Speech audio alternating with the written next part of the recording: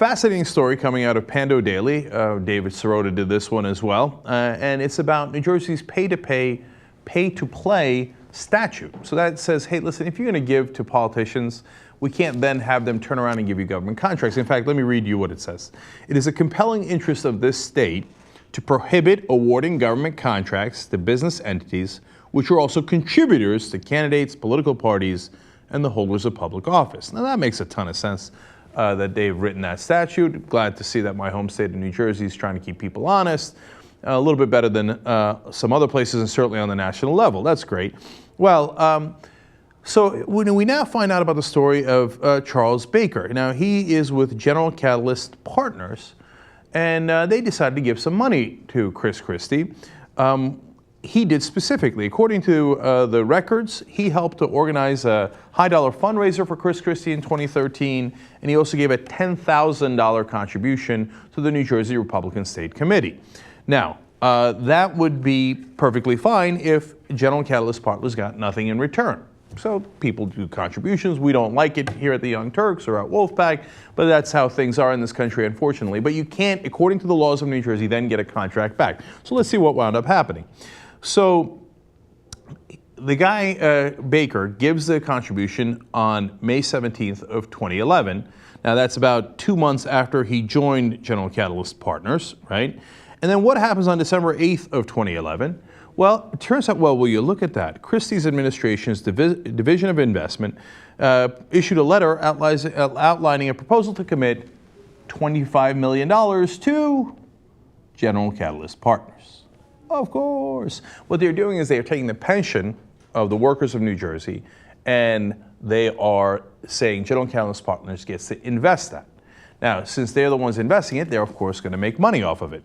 In fact, what wound up happening eventually, so you had the initial letter saying we're going to give them $25 million, and then eventually they gave them $15 million was committed, and another $8.3 million was in pension money, or $8.3 million of that was in pension money. So that definitely happened. So more could happen because they said up to $25 million is what they want to give them, but this has already happened. So if you just take the money that General Catalyst Partners would make off of that, in just 1 year, it would be $200,000 in compensation for them.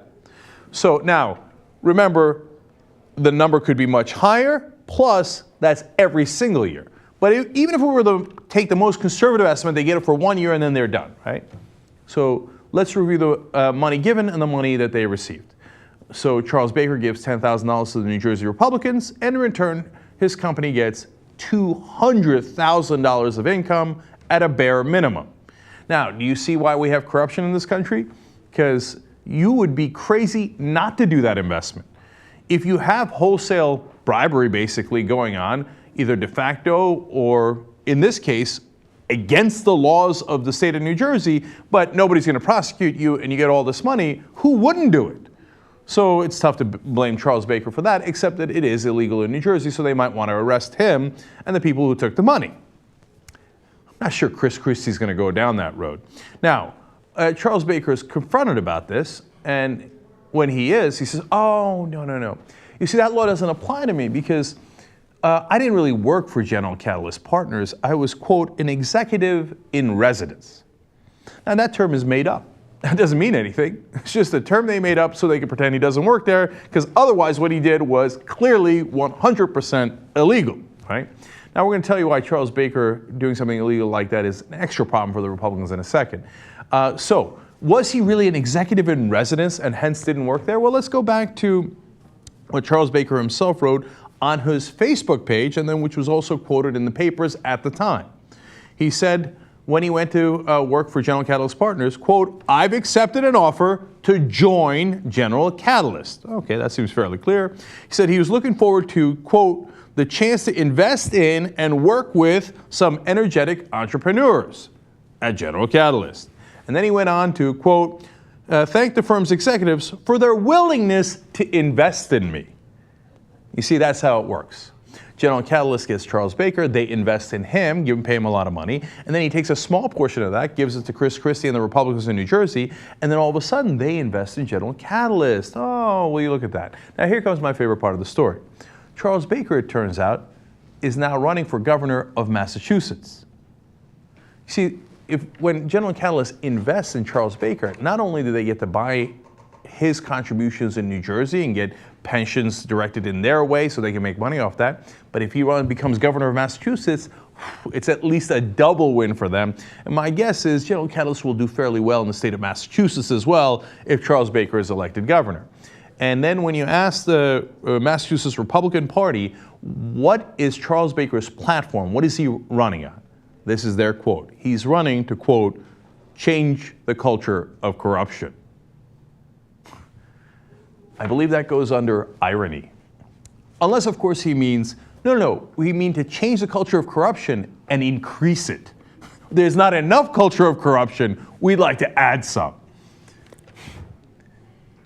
If you're a Republican and you think they're working on your behalf, they're working for the little guy.